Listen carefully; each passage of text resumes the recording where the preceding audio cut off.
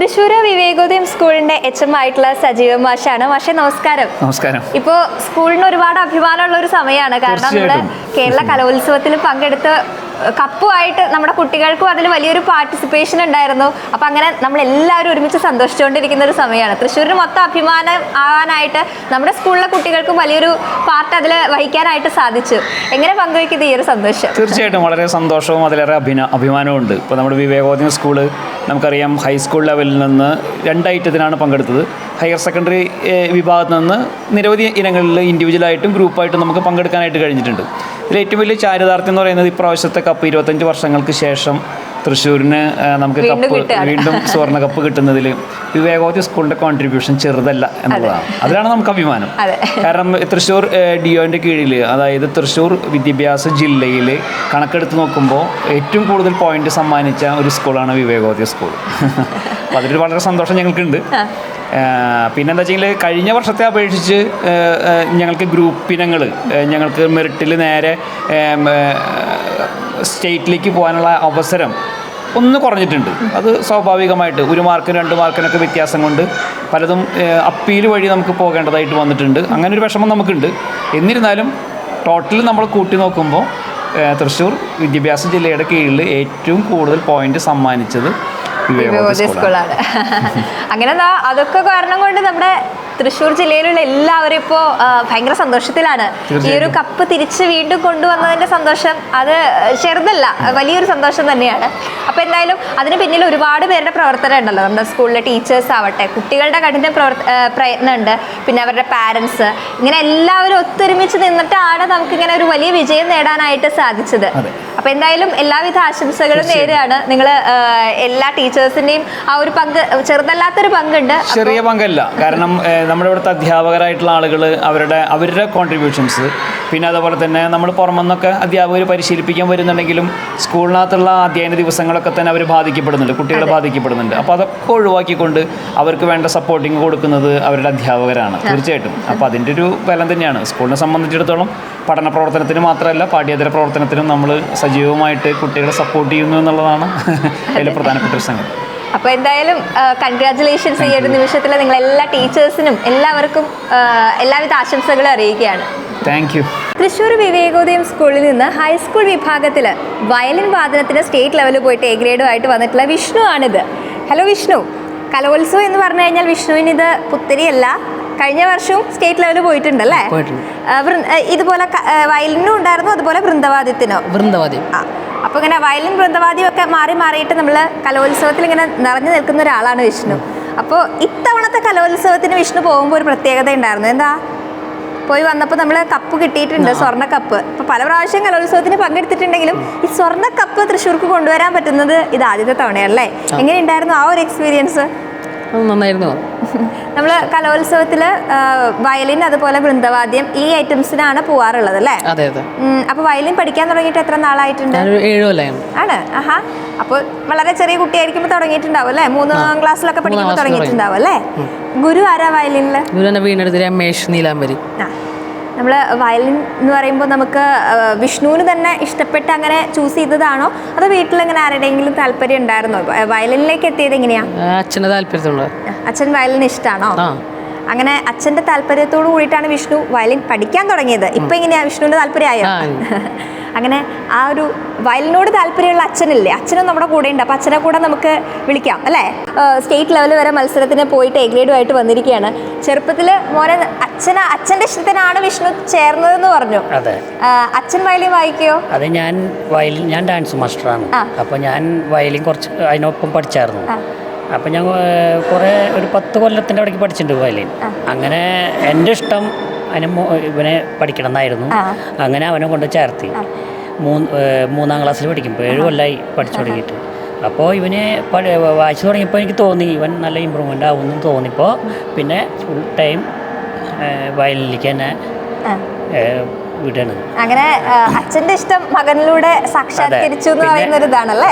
2 കൊല്ലം, അതായത് 8ാം ക്ലാസ്സിൽ ജില്ലയിൽ സെക്കൻഡ് ആയിരുന്നു, 9ൽ ജില്ലയിൽ സെക്കൻഡ് ആയിരുന്നു, 10ൽ അവൻ ഫസ്റ്റ് മേടിച്ചു, സ്റ്റേറ്റിൽ. ഈ 2 കൊല്ലം 8ലും 9ലും വൃന്ദവാദ്യം ടീം അവർ ഫസ്റ്റ് കിട്ടി സ്റ്റേറ്റ് സ്റ്റേറ്റിൽ ലെവലിൽ പോയിട്ടുണ്ട്. പോയിട്ടുണ്ട്. ആ, ആ. വയലിനിൽ ആദ്യമായിട്ടാണ് പോയി. ആ കൊല്ലം കപ്പും കിട്ടി. അതെ. അപ്പോൾ ഭയങ്കര സന്തോഷമായി അത്. അച്ഛൻ്റെ പേരെന്താ? നന്ദൻ. അപ്പോൾ ഇപ്പോൾ മോൻ ഇങ്ങനെ വയലിൻ വായിക്കുന്നതിന്റെ ഒപ്പം തന്നെ വായിക്കാനൊക്കെ ആയിട്ട് നോക്കാറുണ്ടോ? അല്ല, അങ്ങനെ ഒരു ആഗ്രഹത്തിന്റെ മോൻ്റെ ഒപ്പം ഞാൻ എത്തില്ല വായിക്കാൻ. എൻ്റെതായ ഒരു ലെവലുണ്ട്. ഒരു സ്ലോ ഇതിലൊക്കെ വായിക്കാൻ പറ്റുള്ളൂ എനിക്ക്. പക്ഷെ മോൻ അവൻ നല്ല സ്പീഡായി നല്ല വൃത്തിയായിട്ടൊക്കെ വായിക്കും. അത്ര ലെവലിൽ ഞാൻ ഇത്തിരി പ്രായമായിട്ടാണ് പഠിച്ചു തുടങ്ങിയത്. അപ്പോൾ അതിൻ്റെതായൊരു ബുദ്ധിമുട്ടുണ്ട്. നമ്മൾക്ക് ഈ ഒരു എന്തെങ്കിലും ഒരു ആഗ്രഹം ഉണ്ടെങ്കിൽ അതിനൊരു പ്രായം ഒരു പരിധി ഇല്ല എന്ന് പറയുന്ന പോലെയാണ്. നമുക്ക് ആ ഒരു ആഗ്രഹം ഇതാക്കാനായി നമ്മൾ പഠിച്ചു തുടങ്ങിയില്ലേ? ആഗ്രഹം ഒന്ന് ആഗ്രഹത്തിന്റെ പുറത്ത് നമ്മൾ പഠിച്ചു തുടങ്ങി. അതിനു മുൻപ് നമ്മൾ മോനിലൂടെ പഠിപ്പിച്ചിട്ട് അങ്ങനെ അവനെ ഒരു ലെവലാക്കി. എന്നിട്ട് ഇപ്പോൾ നമ്മളും പഠിച്ചു തുടങ്ങി. അതാണ് അങ്ങനെ നമുക്ക് എല്ലാവരും ഇങ്ങനെ ഒരുപാട് പേര് പറയുമല്ലോ, നമുക്ക് എനിക്ക് ചെറുപ്പത്തിൽ അങ്ങനെ ആഗ്രഹം ഉണ്ടായിരുന്നു പക്ഷെ അത് നടന്നില്ല എന്നൊക്കെ പറയും. അങ്ങനെ ആരും വിചാരിക്കേണ്ട, പ്രായം ഒരു പ്രശ്നമല്ല എന്നുള്ളത് തെളിവും കൂടെയാണ്. പഠിക്കാം, നമ്മൾ പ്രാക്ടീസ് ചെയ്യണ മാതിരി ഇരിക്കും കാര്യങ്ങൾ. വിഷ്ണു, അച്ഛനൊപ്പം ഇങ്ങനെ വായിക്കണം അങ്ങനെയൊക്കെ ആഗ്രഹം ഉണ്ടോ? രണ്ടുപേരും കൂടെ വായിക്കണം അങ്ങനെയൊക്കെ? അങ്ങനെ വായിക്കാനൊക്കെ അങ്ങനെ കുറച്ചും കൂടെ അച്ഛനൊരു ലെവലും കൂടെ ആയിട്ട് ഒരുമിച്ച് വായിച്ചു തുടങ്ങണം അല്ലേ നമുക്ക്? ഇനി വിഷ്ണുവിനിപ്പോൾ ഹൈസ്കൂൾ ലെവലിൽ 10ാം ക്ലാസ്സിലാണ്, അപ്പോൾ കഴിഞ്ഞു. ഇനി ഹയർ സെക്കൻഡറി ലെവലിൽ വേണം നമ്മൾ അടുത്ത കൊല്ലം കലോത്സവത്തിൽ പങ്കെടുക്കാൻ അല്ലേ? ഇപ്പോൾ ഇത്തവണ എന്ന് പറയുമ്പോൾ നമ്മൾ 10ാം ക്ലാസ് എന്ന് പറയുമ്പോൾ എല്ലാവരും ഒരുപാട് പഠിക്കാനുണ്ട്, അങ്ങനെയൊക്കെയുള്ള കുറച്ച് പ്രഷറുള്ള ഒരു സമയമാണ്. അതിനിടയിൽ കൂടെയാണ് നമ്മൾ കലോത്സവത്തിന് പങ്കെടുത്ത് വന്നിട്ടുള്ളത്. രണ്ടും കൂടെ മാനേജ് ചെയ്ത് പോകാൻ പറ്റിയോ? കുഴപ്പമില്ലാണ്ട് മാർക്ക് അങ്ങനെയൊക്കെ രണ്ടും കുഴപ്പമില്ലാണ്ട് ഇപ്പോൾ പഠിച്ചിട്ട് പോയി അല്ലേ? ഓക്കെ, അപ്പോൾ എന്തായാലും നമുക്ക് വിഷ്ണുവിൻ്റെ ആ വയലിൻ വാദനം കേട്ടാലോ ഇനി?